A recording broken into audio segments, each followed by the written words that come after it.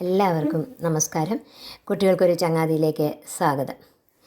നേരത്തെ വൈക്കം മഹാദേവ ക്ഷേത്രത്തിൻ്റെ ചരിത്രങ്ങളെക്കുറിച്ചും അതിൻ്റെ ഉത്ഭവത്തെക്കുറിച്ചും പ്രതിഷ്ഠയെക്കുറിച്ചും ഒക്കെ പറഞ്ഞിരുന്നു.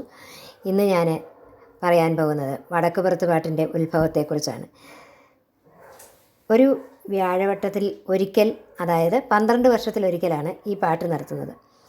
ഇതോടൊപ്പം കോടിയർച്ചനയും നടക്കും.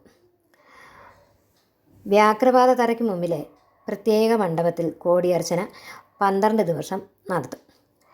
ക്ഷേത്രത്തിൻ്റെ വടക്ക് ഭാഗത്ത് മണ്ഡപത്തിന് നെടുമ്പുര കെട്ടി അതിനുള്ളിലെ മണ്ഡപത്തിലെ കളത്തറയിലാണ് ഭദ്രകാളിയുടെ കളം വരച്ച് വടക്കുപുറത്ത് പാട്ട് ആരംഭിക്കുന്നത്.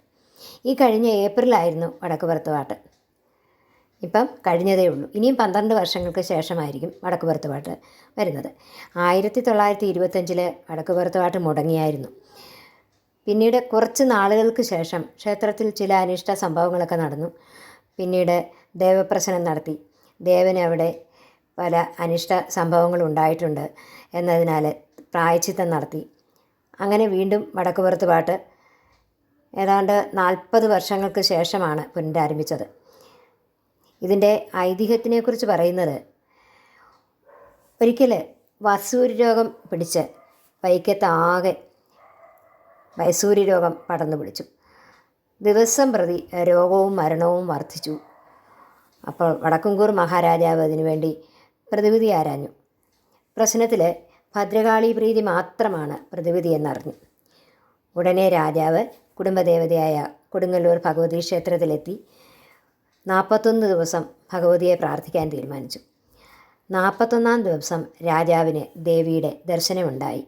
ഇങ്ങനെ പറഞ്ഞു: വൈക്കം ക്ഷേത്രത്തിൻ്റെ മതിൽക്കെട്ടിനുള്ളിൽ ഒരു വ്യാഴവട്ടക്കാലം കൂടുമ്പോൾ 12 ദിവസത്തെ കളമെഴുത്തും പാട്ടും നടത്തിയാൽ എല്ലാ ദുരിതങ്ങളും ഒഴിഞ്ഞു പോയിക്കൊള്ളും എന്നും, പോകുമ്പോൾ ഉടവാളും കൂടി കൊണ്ടുപോകണം. എന്നിട്ട് കളമെഴുത്തും പാട്ടും നടത്തുന്ന സമയത്ത് പ്രത്യേക പീഠത്തിൽ വെച്ച് പൂജിക്കുകയും വേണമെന്നും ദേവിയുടെ അരുളപ്പാടുണ്ടായി.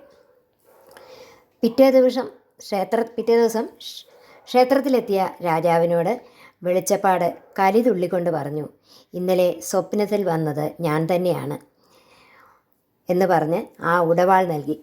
പറഞ്ഞ പ്രകാരം ചെയ്താൽ മതി എന്ന് പറഞ്ഞു. രാജാവ് വൈക്കത്ത് മടങ്ങിയെത്തി. പറഞ്ഞ പ്രകാരം 12 ദിവസം കളമെഴുത്തും പാട്ടും നടത്തി. പിന്നീട് ആ രോഗം നിശേഷം അകന്നുപോയി. ഇങ്ങനെ കലശലായ വസൂരി രോഗം പിന്നീട് ഉണ്ടായിട്ടില്ല എന്നുമാണ് പറയപ്പെടുന്നത്. പിന്നീട് ഈ 12 വർഷക്കാലം കൂടുമ്പോൾ ഈ വടക്കുപുറത്ത് പാട്ട് നടത്തുകയുണ്ടായി. വലിയ നെടുമ്പര കെട്ടി അവിടെ നടത്തുന്ന കളമെഴുത്തും പാട്ടും എഴുന്നള്ളിപ്പുമാണ് ആഘോഷത്തിൻ്റെ പ്രധാന ചടങ്ങുകൾ. ചിങ്ങമാസത്തിലെ കാർത്തികയ്ക്കാണ് തുടങ്ങുക. ഒറ്റത്തടി പ്ലാവിൻ്റെ തൂണ് നിലം തൊടാതെ വെട്ടിക്കൊണ്ടുവന്ന് വടക്കേ ഗോപുരത്തിലേക്കുള്ള നടക്കല്ലിനോട് ചേർന്ന് കിഴക്ക് ഭാഗത്ത് സ്ഥാപിച്ചു. അന്ന് ഒരു പന്തിരിയടി പൂജയും നടത്തി.